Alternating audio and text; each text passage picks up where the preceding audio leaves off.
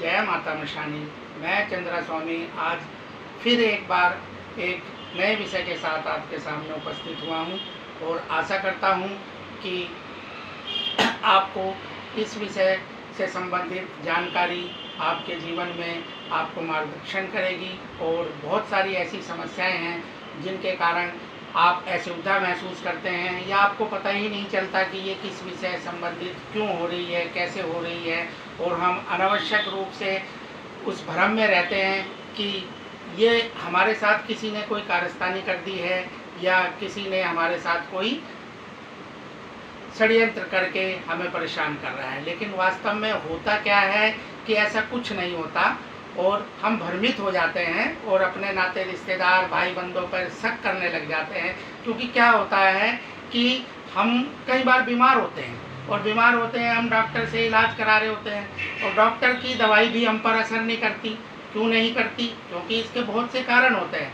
देखिए, हमारे ऋषि मुनियों ने, हमारे विद्वानों ने पहले से ही बहुत सारे चीज़ों पर रिसर्च किया और ये निष्कर्ष निकाला कि काफ़ी हद तक क्या सभी समस्याओं के लिए ज़्यादातर हमारे जीवन में ग्रहों का भी बहुत निश्चित प्रभाव पड़ता है और वो प्रभाव इतना तीव्र होता है कि कई बार हमारे लिए बहुत बड़ी बड़ी परेशानियां पैदा कर देता है और हमें भ्रमित भी करता है।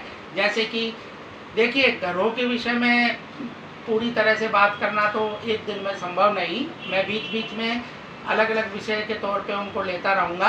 आज मैं आपको बताना चाहता हूँ जिनसे बहुत ज़्यादा लोग भयभीत होते हैं कि राहु और केतु। राहु केतु क्या है? देखिए, क्या होता है कि राहु और केतु के कारण हमारे जीवन में ऐसी समस्याएं पैदा होती है, ऐसी विपत्तियां आती है जीवन के अंदर कि हम कुछ भी नहीं समझ पाते। जब हम बीमार हो जाते हैं, डॉक्टर के पास जाते हैं, दवाई लेते हैं, लेकिन हमें दवाई असर ही नहीं करती। क्यों नहीं करती? क्योंकि उस समय अगर हमारा केतु हमें प्रभावित कर रहा होगा तो क्या होगा कि डॉक्टर की दवाई भी बहुत ही कम असर कर पाएगी। क्यों? क्योंकि केतु एक बहुत ही रहस्यमय ग्रह है और इसका मुख्य काम यही होता है कि आदमी को भ्रमित करना, और इससे संबंधित बीमारियों का पता बहुत ही देर से आदमी को पता चलता है। तब पता चलता है जब बात काफ़ी आगे बढ़ चुकी होती है, यहाँ तक कि ऑपरेशन की नौबत आ जाती है।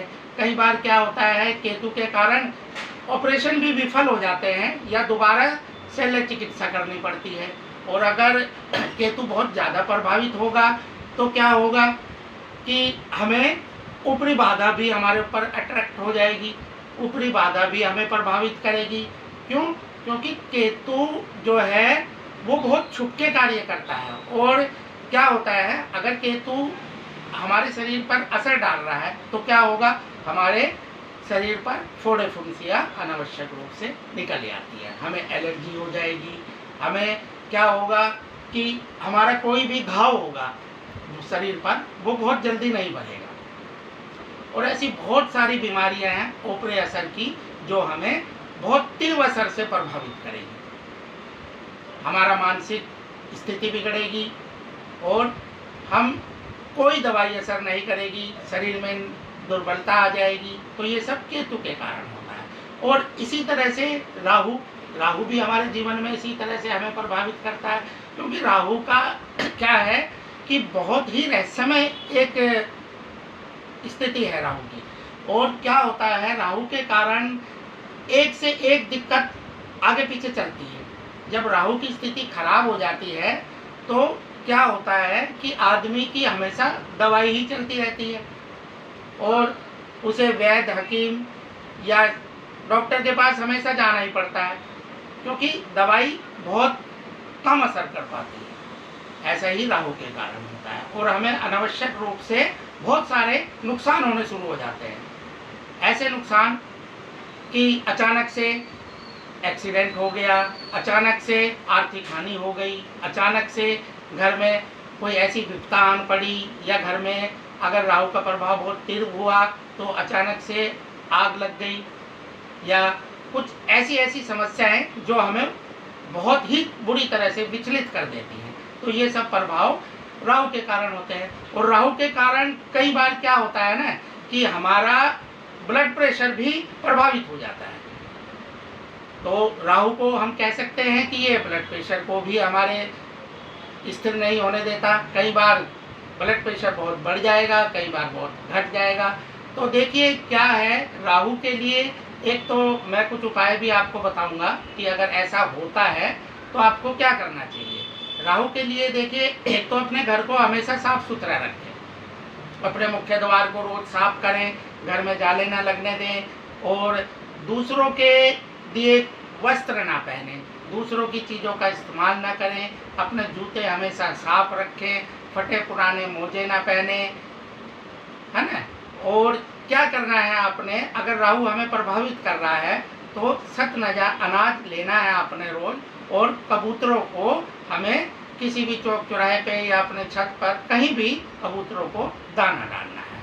और दूसरा, एक बुधवार के दिन एक पालक या किसी भी हरी चीज़ को, घास हो, कोई चारा हो, उसको ले जाके गाय माता को खिलाना है।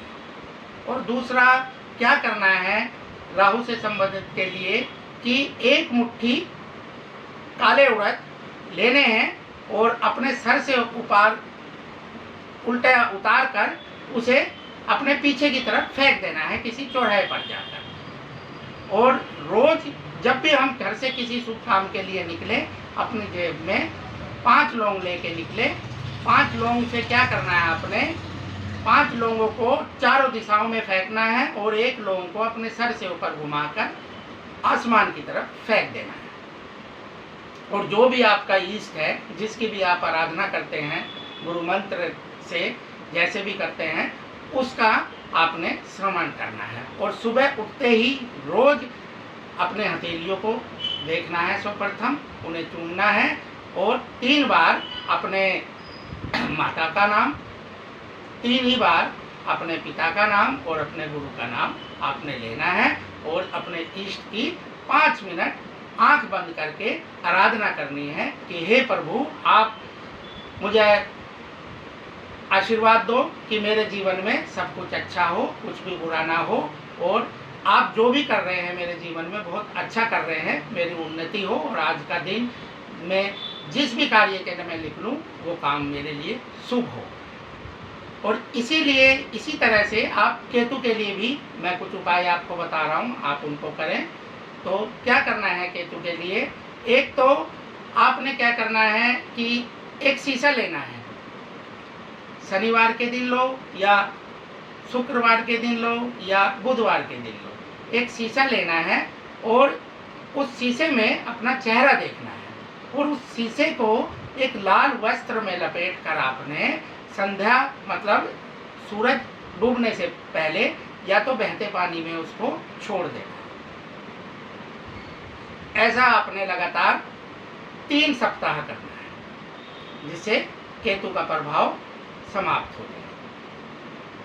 और जैसे जो चीज़ें राहु के लिए हैं कि आपने दाना डालना है, तो क्या करना है आपने, एक तो कौवे को रोज आपने रोटी खिलानी है, कौवे को आपने रोटी खिलानी है। गाय को आपने गुड़ या आटे से बनी पेड़ी गाय को रोज खिलानी है। जय बाबा गोरखनाथ, जय माता वैष्णो।